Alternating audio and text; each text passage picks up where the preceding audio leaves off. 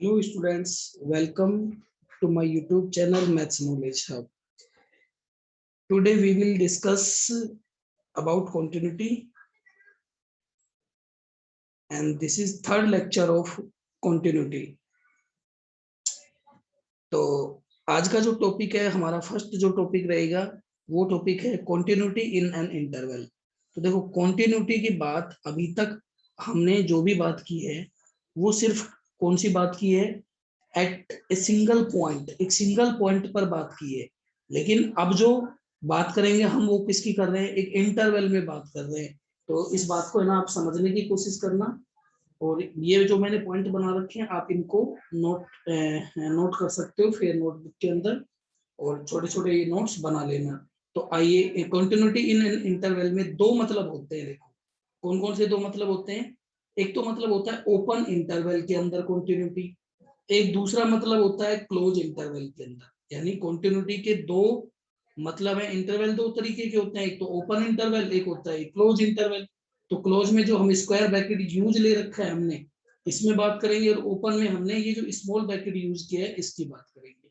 तो पहला पॉइंट लिखा हुआ है a function is said to be continuous in a comma b if f is continuous at each and every point of a comma b।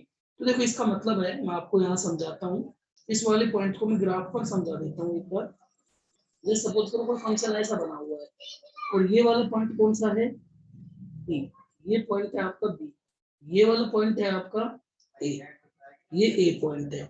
अब function क्या है, ए से बी में हर जगह पर कंटीन्यूअस है बट ए पर वैल्यू नहीं है, बी पर नहीं है ना। ए पर और बी पर फंक्शन डिफाइन नहीं है। तो ऐसे फंक्शन की बात जब होती है तो हम ए कोमा बी ओपन इंटरवल लगा लेते हैं। ए और बी पर तो फंक्शन डिफाइन नहीं है बट इसके अंदर बीच में हर जगह पर कंटीन्यूअस, हर एक पॉइंट पर कंटीन्यूअस है। ये हमारा फर्स्ट पॉइंट है। अगर सेम चीज को मैं यहाँ पर सेकंड वाले पार्ट में आपके में रिपीट करूं तो मैं ऐसे कह सकता हूँ ये function said to be continuous in close interval if. कि देखो क्लोज इंटरवल का मतलब है कि ऊपर वाली चीज तो आई गई भाई, ऊपर वाली क्लोज इंटरवल का मतलब समझ गए भाई। यहां से लेके ग्राफ चलना शुरू हुआ यूं जाके ये मान लो बी तक आ गए हम। तो ये मान लिया आपने x is equal to a point है और ये दूसरा है आपका x is equal to b point. तो यहाँ पर फंक्शन ए से बी में यानी ए से बी के बीच में तो हर जगह कॉन्टिन्यूअस है। इट मींस ऊपर वाली चीज तो इसमें इंक्लूड हो ही गई। ठीक है, ओपन इंटरवल में कंटिन्यूअस है सेम। और इस पे क्या होगा, लेकिन यहाँ पर x F of A exist कर रहा है। तो एफ ऑफ ए पर फंक्शन शुरू हो गया, फंक्शन एग्जिस्ट कर रहा है। लेकिन ए पर राइट हैंड लिमिट ए प्लस पर आप वैल्यू चेक करोगे तो ये दूसरा ये जो बी पॉइंट है वो निकल के आता है। ए पर राइट हैंड लिमिट और ये ए पर फंक्शन वैल्यू दोनों सेम होंगी। ये आप सोचो, हम इससे ए के लेफ्ट में तो बात ही नहीं कर सकते, लेफ्ट लिमिट की बात ही नहीं कर सकते। क्यों? इसके लेफ्ट में फंक्शन ही एग्जिस्ट नहीं कर रहा है। और सेम अगर इस बात को मैं यहाँ करूं बी पर तो बी के राइट में बात नहीं कर सकता बिकॉज बी के राइट में फंक्शन डिफाइन नहीं है। तो बी पर वैल्यू किसके बराबर होगी, बी पर लेफ्ट हैंड लिमिट के बराबर होगी, है ना। बी पर लेफ्ट हैंड लिमिट के बराबर होगी। तो ये मैंने यहाँ पर लिखा हुआ है, ये क्या है, right hand limit at x is equal to a. और ये क्या है, left hand limit at x is equal to b. तो आई थिंक ये दोनों चीजें आपको क्लियर हो गई होंगी। तो ये बात आती है कॉन्टिन्यूटी की। ठीक है,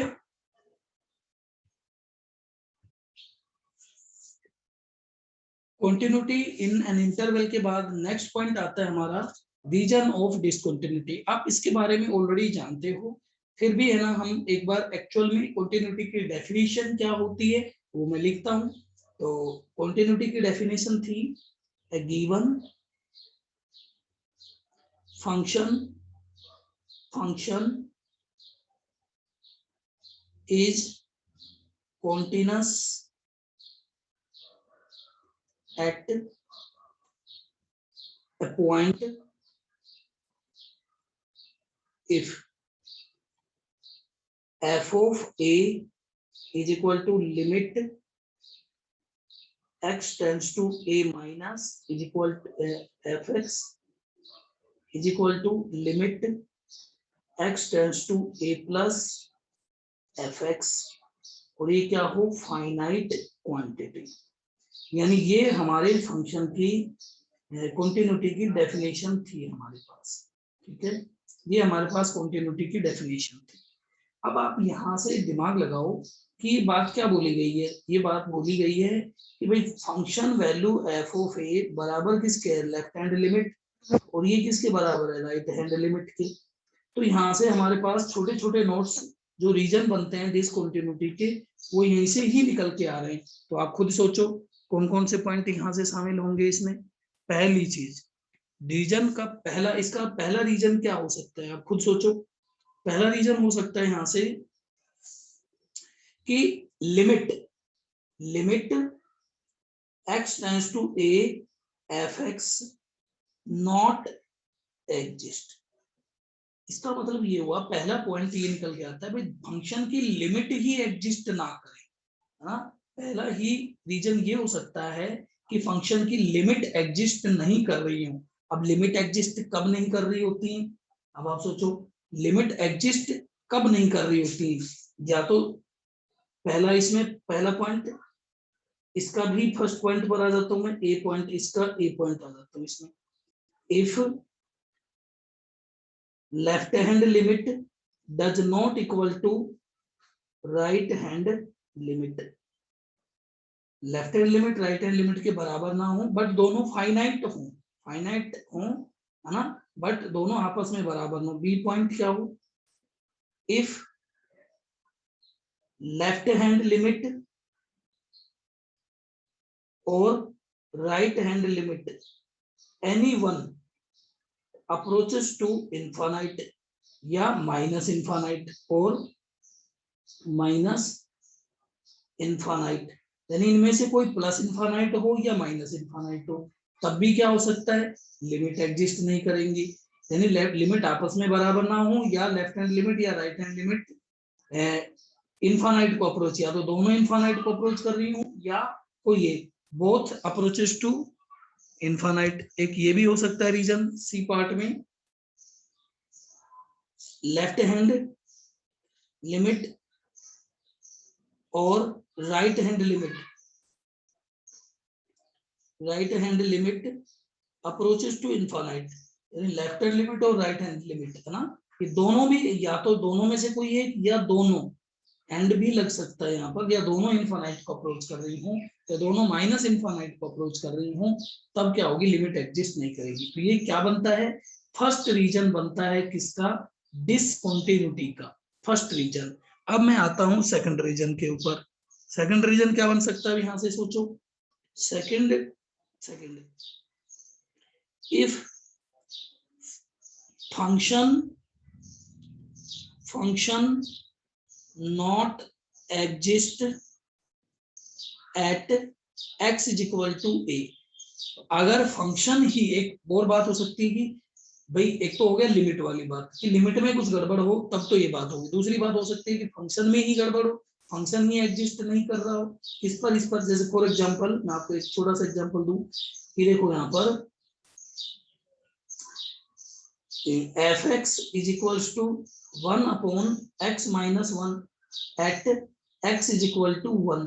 तो देखो एट इक्वल टू 1 पर क्या एफ ऑफ 1 क्या है, पॉसिबल है क्या, नहीं है ना पॉसिबल। तो ये क्या है, F of 1 is not defined, ये तो मतलब वो है यहाँ से, ये आपने देखा यहाँ, ये चीज थी हमारी। तो ये बात, और इनके भी छोटे छोटे एग्जांपल ले सकते हैं ना, जैसे मैं कहूँ एग्जांपल इसका, left hand limit right hand limit बराबर ना होने का example, limit x tends to 1 और 1 के ऊपर आप ग्रेटेस्ट इंटीजर फंक्शन की लिमिट निकाल दीजिए, लेफ्ट लिमिट निकाल दीजिए, राइट लिमिट निकाल के देख लीजिए, तो आपको यहाँ से आइडिया लग जाएगा। तो आपको देखोगे यहाँ से कि limit x tends to -1 minus, और दूसरी limit x tends to 1 plus, तो 1 माइनस पे तो कितना आएगा 0, और 1 माइनस पे तो ग्रेटेस्ट इंटीजर में 1 से कम, और 1 प्लस पे कितना आ जाएगा, 1 ग्रेटेस्ट इंटीजर, यहाँ भी ग्रेटेस्ट इंटीजर 1 से थोड़ा कम, तो 0 आ जाएगा, और 1 प्लस पे कितना आ जाएगा 1 आ जाएगा। ये दोनों लिमिट एग्जिस्ट नहीं की, 1 पर इसकी फंक्शन की लिमिट एग्जिस्ट नहीं करी है। इस तरीके से हमारे और भी एग्जांपल हो सकते हैं, ठीक है। आगे इसके बाद थर्ड रीजन ये हो जाए कि भाई लिमिट बराबर हैं, फंक्शन भी एग्जिस्ट कर रहा है। थर्ड रीजन ये हो सकता है limit, left hand limit is equal to right hand limit, है ना, and both are finite, finite and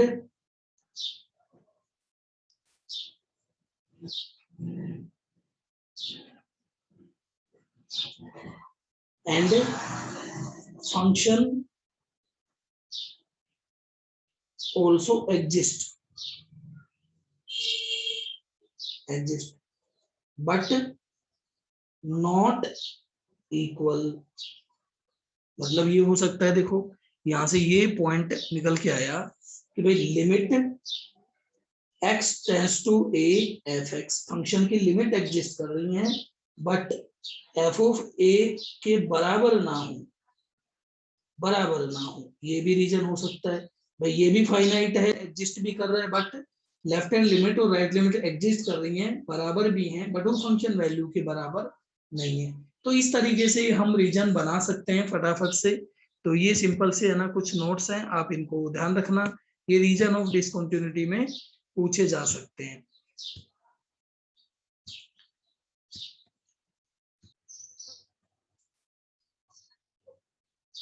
now अब वो टॉपिक को डिस्कस करने के लिए मैंने एक छोटा सा ये एग्जांपल ले लिया।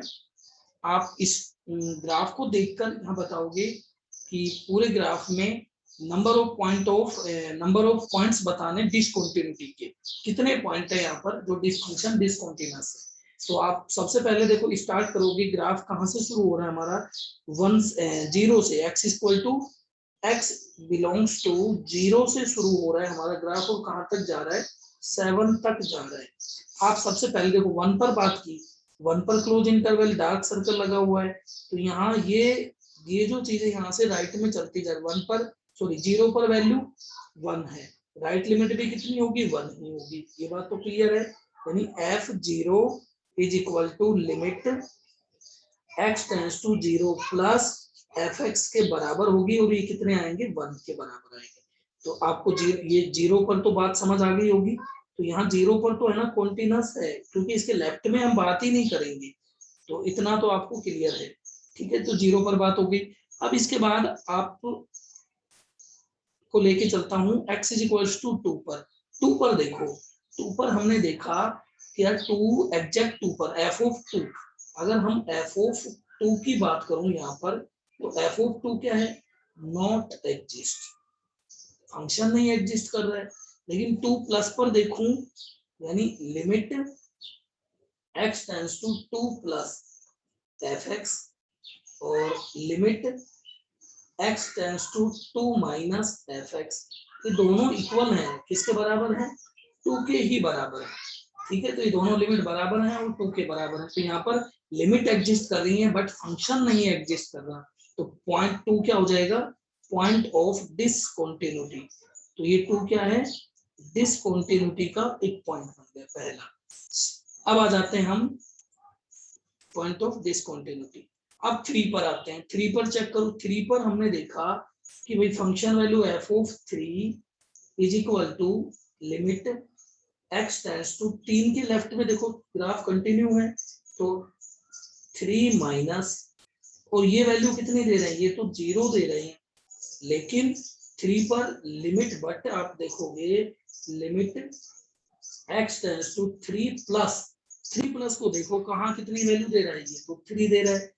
तो यानी फंक्शन वैल्यू और लेफ्ट लिमिट तो इक्वल है बट राइट लिमिट इक्वल नहीं है, तो फंक्शन क्या हो गया, इस पर भी डिसकंटिन्यूअस हो गया। तो मेरी बात आप समझ गए होंगे। अगर 4 पर मैं बात करूंगा, तो 4 पर जैसे वैल्यू कितनी आ रही है, 4 पर तो 2 के अप्रोक्स वैल्यू आ रही है और यहाँ पर ग्राफ कहीं भी ब्रेक नहीं हो रहा है, 4 पर क्या है ये हम चेक कर सकते हैं यहाँ पर। तो जहां पर ब्रेक हो रहा है हमें वहां डाउट है, तो वहां पर हम चेक करने की कोशिश करते हैं। 5 पर हमने देखा f5 की वैल्यू कितनी दे रखी है, देखो f5 की वैल्यू दे रखी है 2, बट नीचे देखोगे लिमिट x टेंड्स टू, नीचे क्या दे रखा है देखो, limit x tends to 5 plus fx equal to limit x tends to 5 minus fx। ये वैल्यू कितनी आ रही है 5 प्लस के आसपास, ये आप देख रहे हो यहाँ पे वैल्यू 1 आ रही है, यानी दोनों लिमिट एग्जिस्ट कर रही हैं, फाइनाइट भी है, बट फंक्शन वैल्यू अलग जगह पर डिफाइन है, यानी फंक्शन अलग वैल्यू दे रहा है। सो ये तीनों चीजें इक्वल नहीं है, it means x is equal to 5 पर फंक्शन क्या है, डिसकंटीन्यूअस। ये भी क्या है, पॉइंट ऑफ डिसकंटिन्यूटी। सो यहाँ पर नंबर ऑफ पॉइंट्स कितने हो गए डिसकंटिन्यूटी के, 3 पॉइंट हैं जिनके ऊपर फंक्शन क्या है। यहाँ अब कुछ फंक्शन ऐसे हैं जो हमेशा के लिए कॉन्टिन्यूअस बने रहते हैं उनके पूरे डोमेन के अंदर। तो मैं सबसे लिखूं ऑल, सबसे पहले लिख दूं all polynomial functions are, all polynomial functions are continuous function for x belongs to real। क्योंकि आपको पता है कि पोलिनोमियल फंक्शन जो दे रखा है इसका डोमेन क्या होता है, a1 x की power n minus 1 plus a2 x की power n minus 2 plus a3 x की power n minus 3 plus dot dot dot plus an। ये जो एक पोलिनोमियल फंक्शन px दे रखा है, इसकी डिग्री कितनी दे रखी है, a0 does not equal to 0। यहाँ डिग्री कितनी है, डिग्री इसकी डिग्री है n, एंड डिग्री दे रखी है। तो जो भी पोलिनोमियल फंक्शन आपको दिखाई दे, चाहे क्वाड्रेटिक एक्सप्रेशन हो, चाहे लीनियर हो, ओड पोलिनोमियल हो, इवन पावर पोलिनोमियल हो, जो भी पोलिनोमियल है, सारी की सारी पोलिनोमियल का डोमेन क्या होता है, x बिलोंग्स टू रियल। वो सारी की सारी पोलिनोमियल जो फंक्शन है वो सबके सब क्या होंगे, कॉन्टिन्यूअस होते हैं, इसमें पूरे रियल नंबर के। तो एग्जांपल के तौर पे मैं लिख दूं, जैसे मान लो किसी ने दे दिया 2x प्लस 5, तो ये क्या है, ये कॉन्टिन्यूअस फंक्शन है, कॉन्टिन्यूअस फंक्शन है किसके लिए, x बिलोंग्स टू रियल के लिए। सेम y इक्वल टू, अगर मैंने कोई क्यूबिक लिख दी 3x square 5x plus 6, then same इसके लिए भी यही बात है। फिर अगर मैंने इसके बाद कोई और क्वाड्रेटिक लिख दी तो भी आप यही बात कहोगे, ये भी क्या है, कॉन्टिन्यूअस और x बिलोंग्स टू रियल के लिए, यानी ये सब x बिलोंग्स टू रियल के लिए कॉन्टिन्यूअस होती है। तो पहली चीज तो बात समझ आ गई। दूसरी बात करता हूं, इसके बाद सेकंड पॉइंट आता है, इसके बाद all rational functions are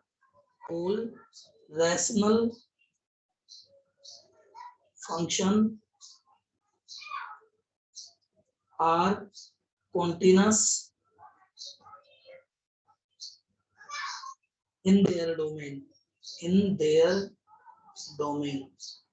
देखो रैशनल फंक्शन कौन से होते हैं, fx is equals to x plus 2 upon x square plus 3x plus 2। जैसे फॉर एग्जांपल मैं इसी फंक्शन की बात करूं तो यहाँ पर डोमेन क्या लिखा होगा, x बिलोंग्स टू लिखा होगा रियल माइनस 1 माइनस 2।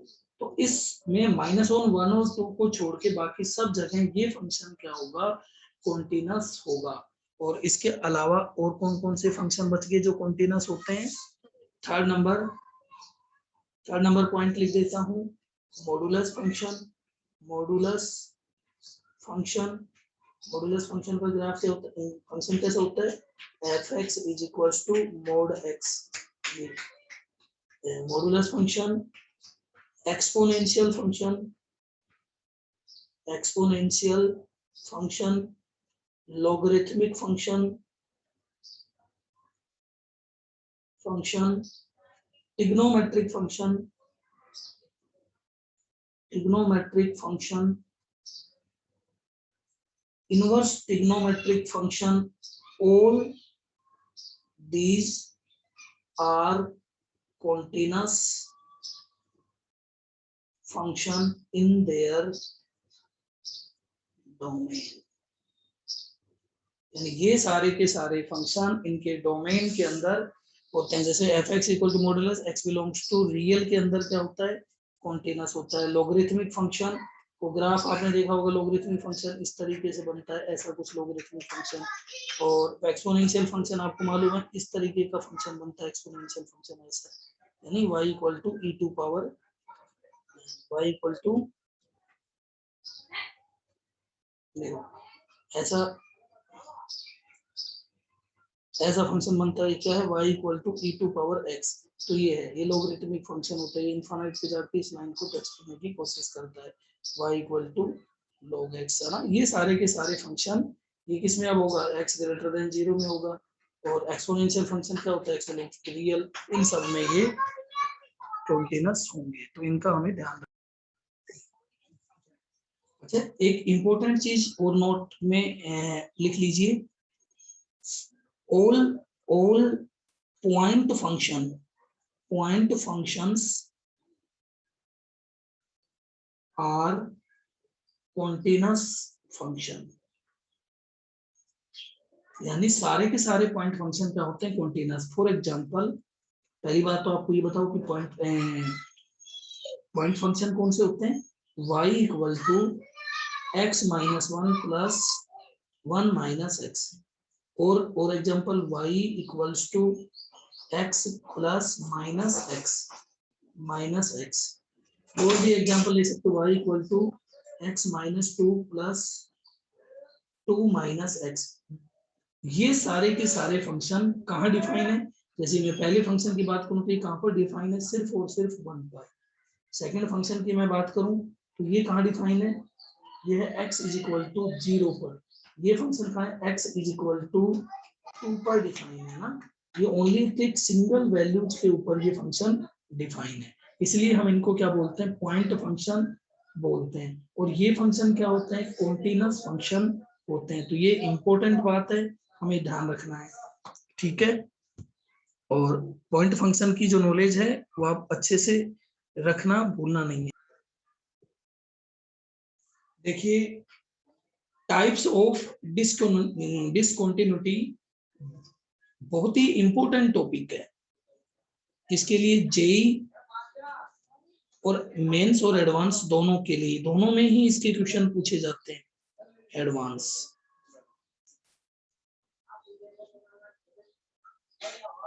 दोनों में ही इसकी प्रॉब्लम है ना, पूछी जाती है। तो टाइप्स ऑफ डिसकंटिन्यूटी की अगर मैं बात करूं तो यहाँ दो तरीके की होती है, ये दो तरीके की होती है। फर्स्ट टाइप है इसका रिमूवेबल डिसकंटिन्यूटी, रिमूवेबल डिसकंटिन्यूटी, ये फर्स्ट टाइप है। और सेकंड टाइप और होता है इसका नॉन रिमूवेबल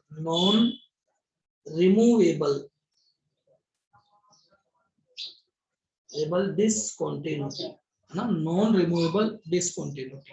अब आप इन दोनों चीजों से यहां से आइडिया लगाओ, क्या रिमूवेबल का मतलब जिसको हम रिमूव कर सकते हैं, जिसको हम रिमूव कर सकते हैं वो है removable discontinuity. Non removable discontinuity कौन सी है, जिसको हम हटा नहीं सकते हैं, वो है नॉन रिमूवेबल डिसकंटिन्यूटी। यानी अगर इस तरीके की डिसकंटिन्यूटी अगर हमारे पास आ गई तो वो एक तो है हटाई जा सकती है, दूसरी हटाई नहीं जा सकती है। अब इनके भी आगे दो दो टाइप हैं, इसका ए टाइप फर्स्ट टाइप और इसका B type.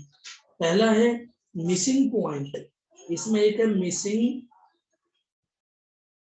Point discontinuity, missing point discontinuity.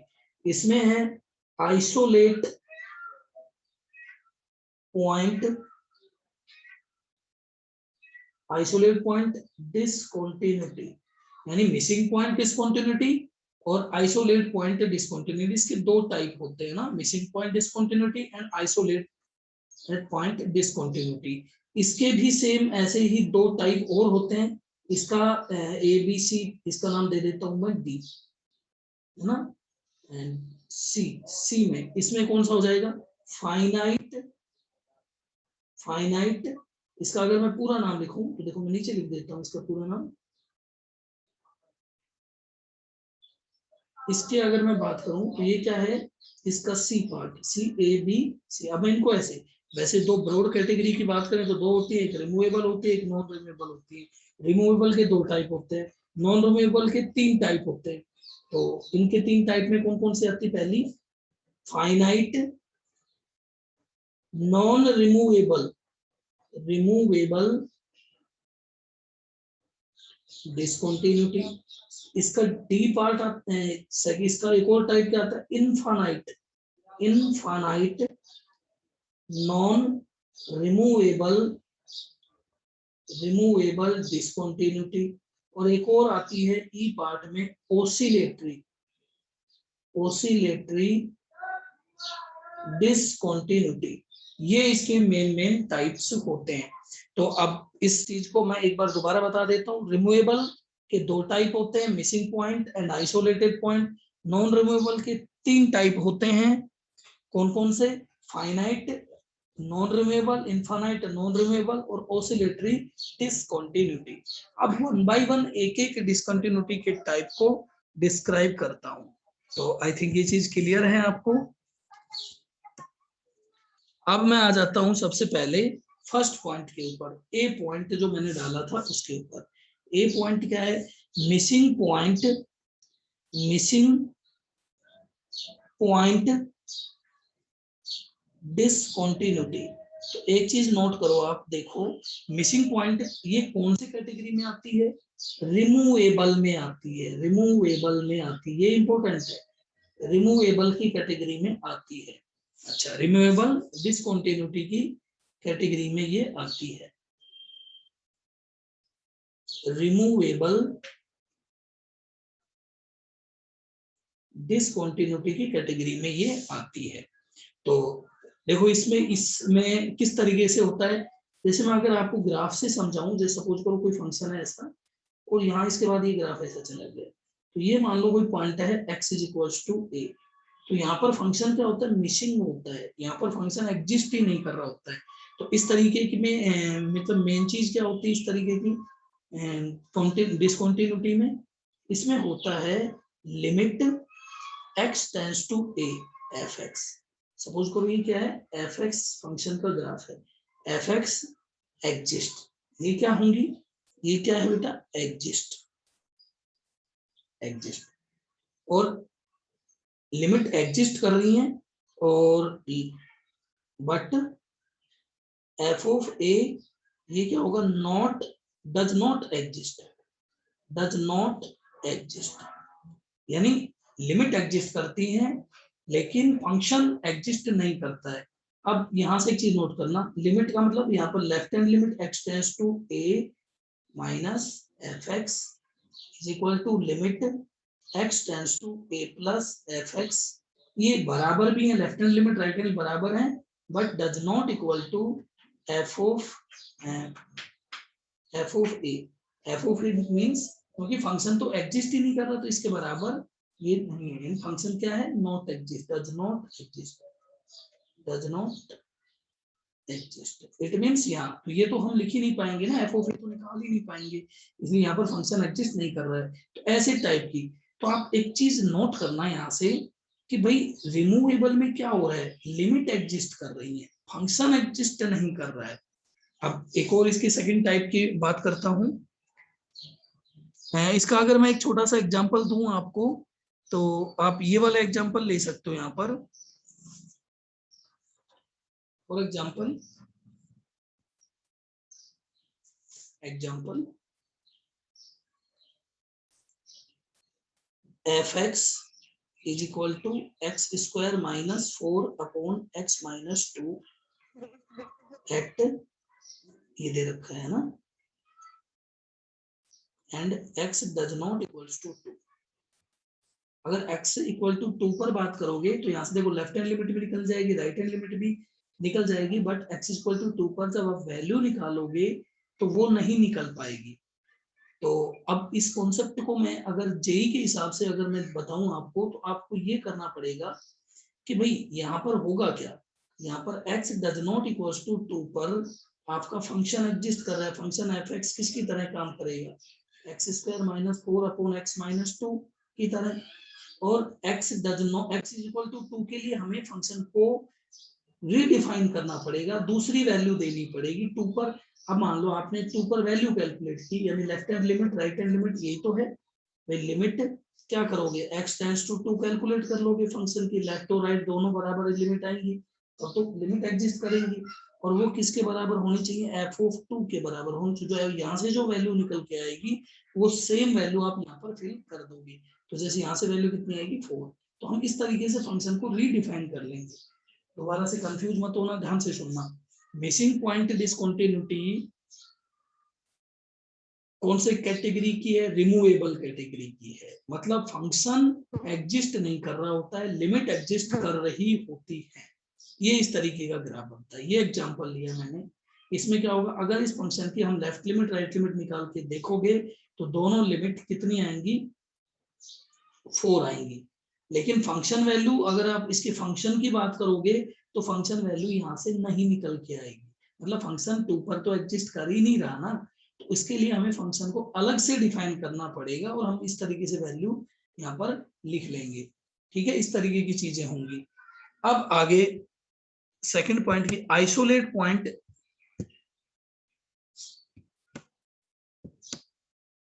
Second जो बी टाइप था उसमें आ रहा है isolate point discontinuity, isolate point discontinuity,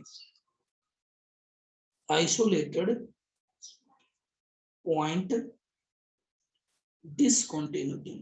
देखो नाम से ही पता चल रहा है, देखो क्या पॉइंट कैसा है, आइसोलेटेड है, ये है, मान लो ये ग्राफ यहां से कट गया है,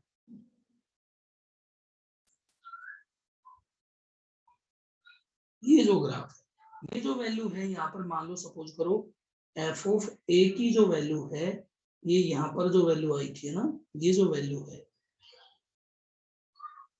यहाँ पर कोई अलग वैल्यू है, ये वैल्यू यहाँ पर डिफाइन कर रखी है इसने, या तो ऊपर या नीचे, यानी पॉइंट को यहाँ से ब्रेक करके ऊपर या नीचे पहुंचा दिया, आप नीचे भी बना सकते हो, यहाँ पर भी बना सकते हो, ठीक है, तो अभी फिलहाल तो मैं इसको ऊपर बना देता हूँ, ये तो ठीक है, ये वैल्यू है ना, यहाँ पर ये क्या है, ये आपका एफ ऑफ ए है, सपोज करो ये ए पर कोई वैल्यू है, x इज इक्वल टू ए है, तो ए पर वैल्यू एफ ऑफ ए है, और ए पर ये वैल्यू कितनी है, मान लो यहाँ पर b है, सपोज कर लो है ना कि ये b वैल्यू आ रही है, तो यहाँ से सोचो आइसोलेट पॉइंट में क्या होगा, x is equal to limit x tends to a plus f x बराबर होगी limit x tends to a minus, graph को देखना a के प्लस में और माइनस में, तो ग्राफ तो सेम हो रही है, तो यहाँ पर ये दोनों एफ एक्स ये भी एग्जिस्ट करे, मतलब बराबर हो, ये क्या होंगी, फाइनाइट क्वांटिटी।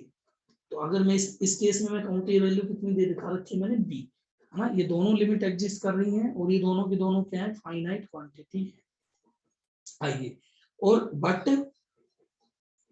यहाँ पर एक चीज देखो, F of A exist, f of a exist and f of a equal to f of a, इसको देखो ऐसे लिखते हैं, f of a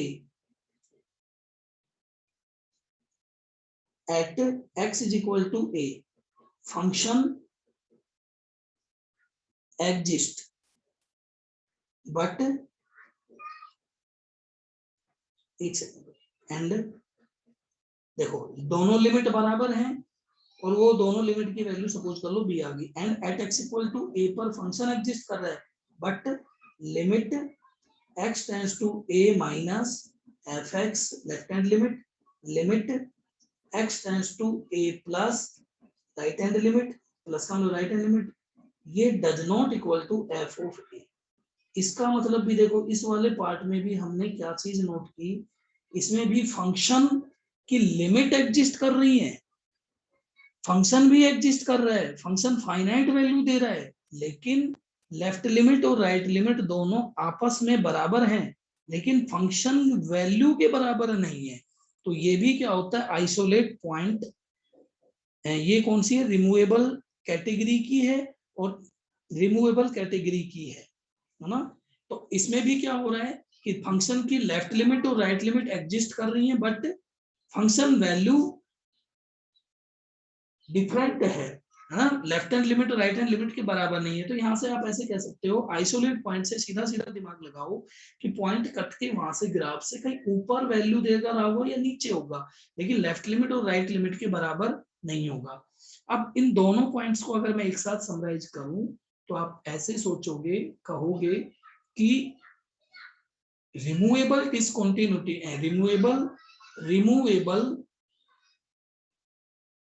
डिसकंटिन्यूटी में लिमिट्स क्या होते हैं, लिमिट फंक्शन की लिमिट एग्जिस्ट कर रही होती है, या तो फंक्शन एग्जिस्ट नहीं कर रहा होता है, नॉट एग्जिस्ट, या फिर फंक्शन एग्जिस्ट ही नहीं कर रहा होता है, जैसे ऊपर वाले पॉइंट में, मिसिंग पॉइंट में आइसोलेट में फंक्शन एग्जिस्ट कर रहा है बट वो not equal to function limit of function.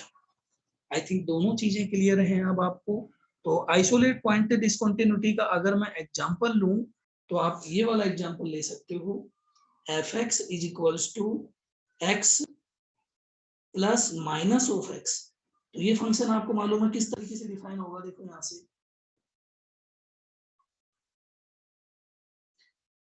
ये है x, ये कब है x does not x belongs to integer, तो इंटीजर है तो जीरो आ जाता है, और ये कब है x does not belongs to integer, तो ये कितना देता है, does not belongs to integer, तो ये देता है -1। तो अब इस वाले फंक्शन को अगर आप देखोगे तो इसमें देखो कैसे ग्राफ बना दूं इसका। तो ये मान लो ये कोऑर्डिनेट एक्सिस है, तो आप सोचो जीरो पर मैं बात करूं तो जीरो पर वैल्यू कितनी आएगी, जीरो आएगी, और वन पर वैल्यू कितनी आएगी, जीरो आएगी, और टू पर भी वैल्यू कितनी आएगी, जीरो, -1 पर भी जीरो आएगी, -2 पर भी जीरो आएगी ना ये। अब देखो इसके बीच में, इन दोनों के बीच में वैल्यू कितनी आएगी, ये वाली वैल्यू आएगी, फिर इसके बीच में भी ये वाली वैल्यू आएगी, है ना। तो यहाँ देखो ग्राफ तो ये चल रहा है, ग्राफ तो ये चल रहा है, ऐसे चलता जाएगा इनफाइनाइट तक, लेकिन यहाँ पर जो वैल्यू होनी चाहिए वो आइसोलेट करके ऊपर जा रही है ना यहाँ से। तो ये इसका बेस्ट एग्जांपल है। अब आते हैं नेक्स्ट टाइप पर, रिमूवेबल नॉन रिमूवेबल डिसकंटिन्यूटी में। नॉन रिमूवेबल, ये तो नॉन, इसमें कौन एग्जिस्ट नहीं कर रहा होता था, फंक्शन एग्जिस्ट नहीं कर रहा होता था, किसमें, रिमूवेबल में फंक्शन एग्जिस्ट नहीं कर रहा होता था, और नॉन रिमूवेबल में लिमिट एग्जिस्ट नहीं करेंगे। तो सी टाइप की बात करते हैं, है ना। तो सी पे आ जाओ, finite type, finite non removable, non removable discontinuity, ये सी टाइप, सी पार्ट पर आ गए हम इसके। अब आप सोचो इसमें क्या करोगे, इसके लिए देखो इसमें क्या होगा, लिमिट बोथ, इसमें लिमिट है बोथ, इसमें क्या है, both limits are finite, finite but not equal, but not equal, है ना। इसमें क्या होगा कि दोनों की दोनों लिमिट फाइनाइट होंगी बट आपस में इक्वल नहीं होंगी। जैसे फॉर एग्जांपल मैं आपको एक एग्जांपल दूं, यहाँ पर limit x tends to 1, x tends to 0, limit x tends to 0, tan inverse 1/x। ये देखो इस फंक्शन को आप देखिए, तो यहाँ पर मैं दोनों लिमिट्स की बात करता हूँ, tan इनवर्स x का ग्राफ आपको अच्छे से आता ही होगा। ये देखो ये है y इक्वल्स टू π/2, ये है y इक्वल्स टू -π/2, और tan का ग्राफ ऐसा कुछ बनता है यहाँ से,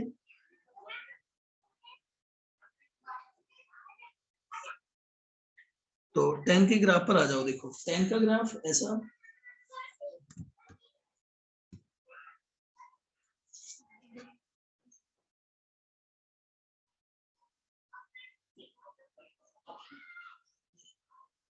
थोड़ा सा ना गड़बड़ हो गया था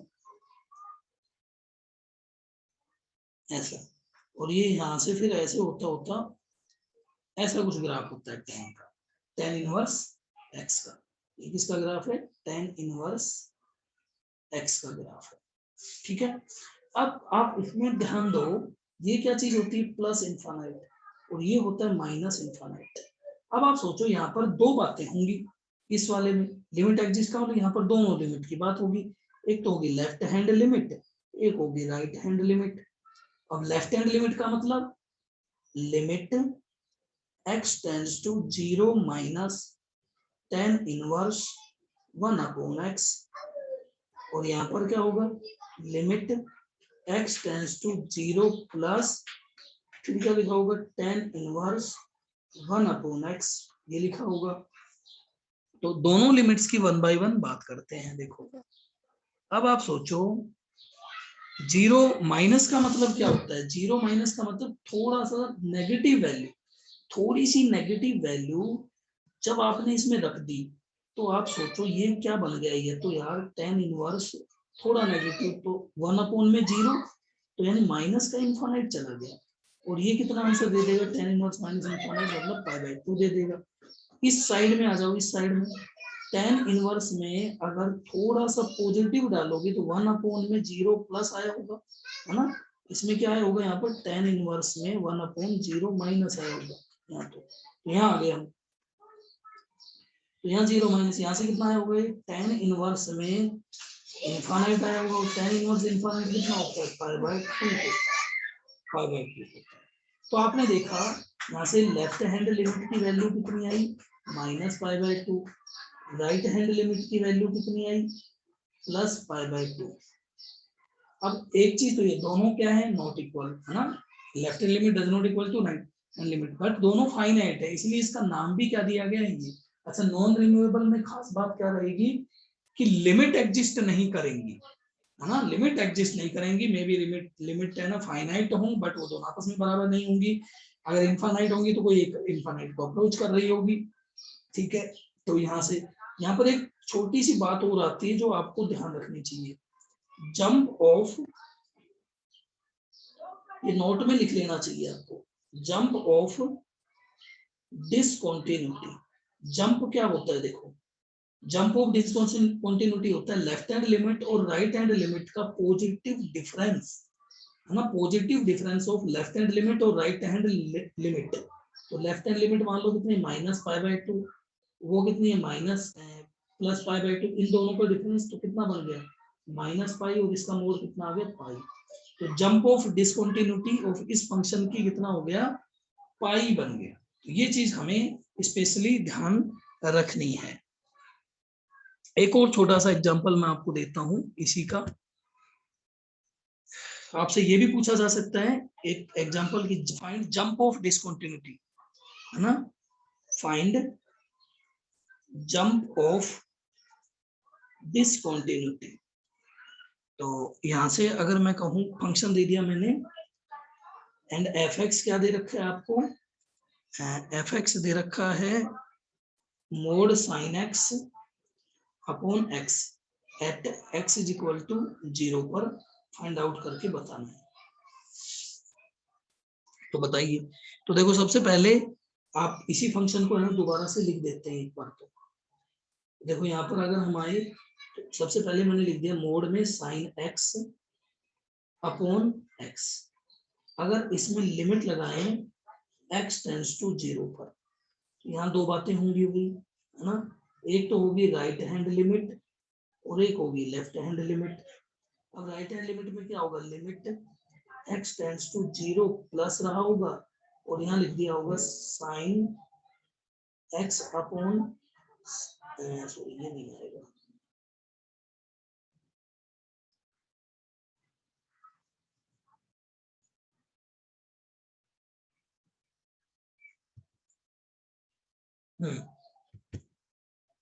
देखिए, तो ये 0 प्लस अपॉन x, और इधर क्या लिख दिया होगा? Limit x tends to 0 minus mod sine x upon x।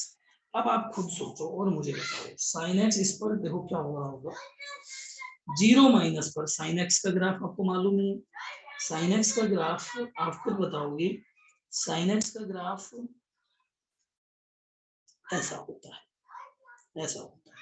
तो मोड साइन एक्स का ग्राफ, ये किसका ग्राफ है, साइन एक्स का ग्राफ। और मोड साइन एक्स का ग्राफ बनाने के लिए इसको क्या करें, मोड साइन एक्स का ग्राफ इसको बनाने के लिए जो नीचे है उसको ऊपर पॉजिटिव पार्ट में मूव करवा दो, यानी ये है ऊपर की साइड मूव कर जाएगा, और जो पॉजिटिव है वो पॉजिटिव ही रहेगा, ये है।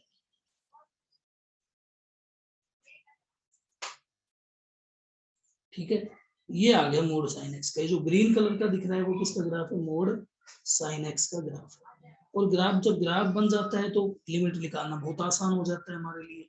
तो देखिए इसके बाद और भी है ना, वैल्यूज होंगी इस तरीके से ऐसे, और आगे ग्राफ जा रहा होगा।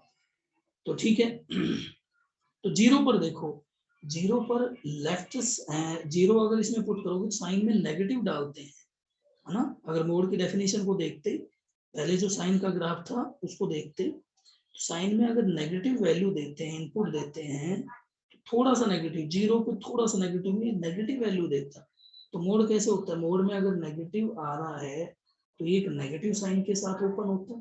तो आप इसको क्या कहोगे, limit x tends to 0 minus, और नेगेटिव डालोगे इसमें तो ये कैसे ओपन होगा, नेगेटिव साइन के साथ ओपन होगा, और नीचे x लगा हुआ है। ठीक है, अब राइट साइड में आ जाओ, तो यहाँ से देखो sign x upon x, 0 limit के ऊपर कितना आ जाएगी, तो -1 दे देगा, ये लेफ्ट हैंड लिमिट हो गई। राइट हैंड लिमिट की वैल्यू की बात करें, राइट हैंड लिमिट देखो, तो आप सोचो 0 प्लस पर, 0 प्लस पर ये sine x positive, sine x में पॉजिटिव, तो सिंपल ये साइन एक्स की तरह काम करेगा ना, सिंपल ये साइन एक्स, तो लिमिट लगा दीजिए x टेंड्स टू 0 प्लस और साइन एक्स अपॉन एक्स। अगर मैं इसको जब कैलकुलेट करता हूँ साइन एक्स, तो ये तो 1 आ गया, तो राइट लिमिट आ गई 1। अब देखो जंप कितना आया, left hand limit right hand limit का पॉजिटिव डिफरेंस, तो जंप कितना हुआ यहाँ से, जंप हो गया राइट हैंड लिमिट में से लेफ्ट कर दो, लेफ्ट में से राइट माइनस कर दो, 1 माइनस प्लस 1 हो गया, तो कितना आ गया 2, तो 2 यूनिट आ गया इसका जंप। ठीक है, तो ये आई थिंक ये अब आपको क्लियर है। इनफाइनाइट, अब इसके डी पार्ट पर आते हैं ना, डिसकंटिन्यूटी के जो टाइप्स हैं उनमें डी पार्ट पर आ जाते हैं। डी पार्ट में अब बात करें, infinite, infinite non removable, removable discontinuity, infinite non removable discontinuity. इसमें देखो क्या खास बात रही होगी,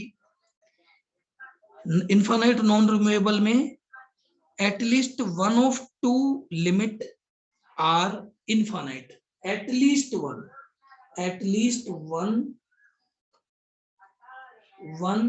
of two limits,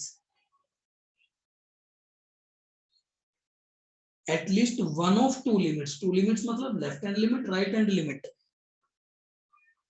limit are infinite.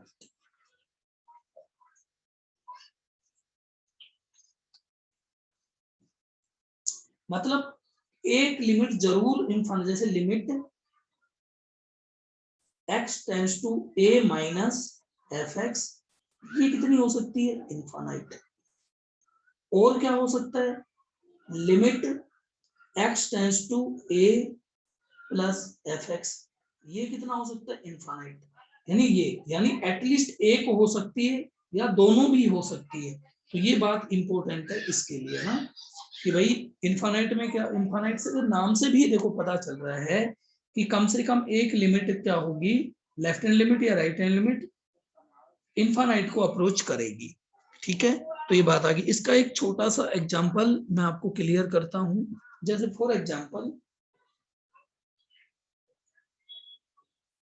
Limit x tends to 1 x upon 1 minus x, ये ले लिया मैंने, है ना। तो यहां से देखो, यहां से दो बातें आती हैं, limit x tends to 1 minus limit x tends to 1 plus, है ना, ऐसे। तो 1 माइनस 1 प्लस, तो अगर आप यहाँ से 1 माइनस और 1 प्लस को देखो तो ये फंक्शन दे रखा है, इसमें 1 माइनस या 1 प्लस अगर हम पुट करेंगे तो देखो क्या बनेगा, f 1 माइनस और यहाँ 1 प्लस। तो 1 माइनस इसको आप ऐसे भी सोल्व कर सकते थे, limit h tends to 0 1 minus h upon 1 minus h, solve किया तो ऊपर 1 माइनस h अपॉन नीचे h बच गया, है ना। और इसमें लिमिट रखनी है, यहाँ पर देखो लिमिट h टेंड्स टू 0, यहाँ पर क्या होगा 1 plus h upon 1 minus 1 plus h। इसको जब हम सोल्व कर रहे हैं तो ये कितना आएगा 1 plus h upon minus h।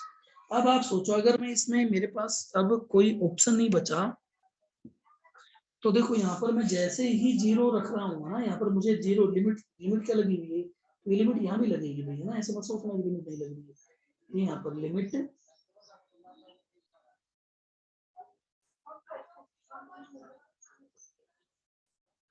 यहाँ देखो लिमिट h टेंड्स टू 0 ऊपर 1 माइनस h अपॉन नीचे h, 0 पुट करोगे तो देखो ये तो 0 हो जाएगा, 1 अपॉन 0 ये कितना आएगा, इनफाइनाइट आ जाएगा।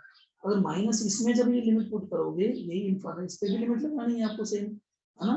तो यहाँ पर अगर आप पुट करोगे 1 अपॉन में क्या बन जाएगा माइनस 0, है ना, और ये कितना आएगा माइनस का इनफाइनाइट है, यहाँ पर क्या है 1 अपॉन में प्लस का 0 आएगा, तो प्लस इनफाइनाइट है तो यहाँ से माइनस का आएगा। अब देखो यानी एक लिमिट प्लस इंफिनिटी को अप्रोच कर रही है, एक माइनस इंफिनिटी को अप्रोच कर रही है, ठीक है। तो ये क्या है, इनफाइनाइट टाइप की डिसकंटिन्यूटी है। अब बात करते हैं ओसिलेटरी,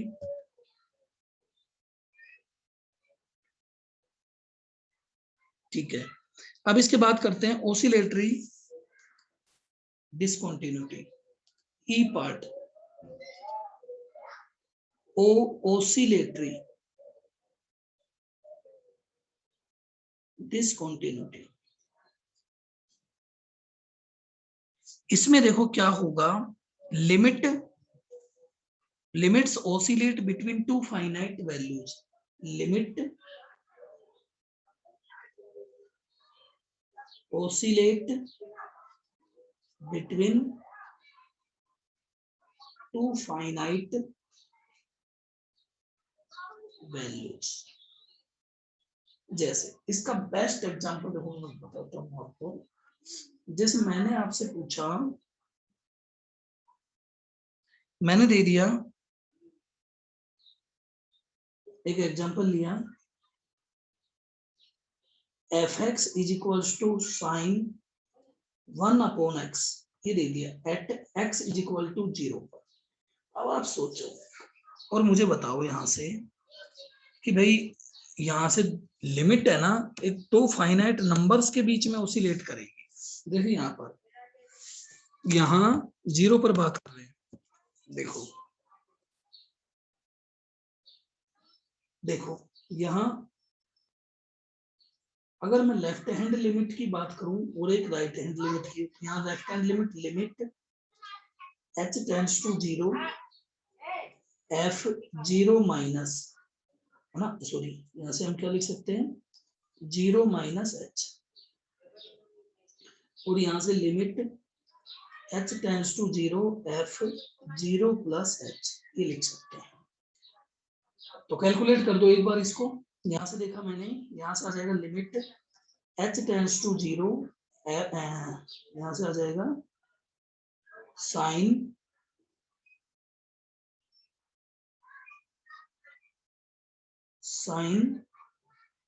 1 अपॉन माइनस h, ठीक है। यहाँ से अगर हम देखें तो limit h tends to 0 sine 1 upon h। अगर आप इसमें 0 लिमिट 0 प्लस की बात कर रहे थे, प्लस 0 पॉजिटिव है नेगेटिव है, तो डिवाइड मार दो कितना आएगा, साइन में आ रहा है प्लस इनफाइनाइट आ रहा है, यहाँ साइन में क्या आ रहा है, साइन में अगर यहाँ पुट करोगे तो माइनस इनफाइनाइट आ जाएगा। अब आप सोचो साइन में प्लस इनफाइनाइट और माइनस इनफाइनाइट, ये क्या होता है। हमने एक चीज नोट की है कि साइन एक्स का ग्राफ हम बहुत पहले से जानते हैं, साइन के ग्राफ में क्या होता है, साइन के ग्राफ में ये वैल्यू यहाँ से आती है, फिर ये ऐसे जाती है, ये वैल्यू आती है ना ऐसे, इधर भी ये ग्राफ ऐसे बनता है, ऐसे है ना। नहीं तो आप एक बात सोचो, ये जो मैक्सिमम वैल्यू होती है साइन के ग्राफ में, ये +1 और जो मिनिमम होती है -1, तो हम साइन में चाहे प्लस इन्फिनिटी पे चले जाएं चाहे माइनस इन्फिनिटी में चले जाएं, तो साइन में जो आउटपुट आता है ये किसके बीच में, ये क्या करता है, लाई बिटवीन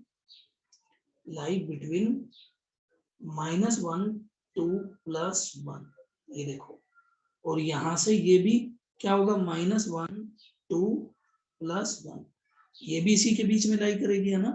तो ये मतलब है, ये होती है ओसिलेटर, यानी ओसिलेट करती रहेगी ये -1 और +1 के बीच में कोई आंसर आपको ये देगी। तो आई थिंक ये टॉपिक अब क्लियर है, ठीक है।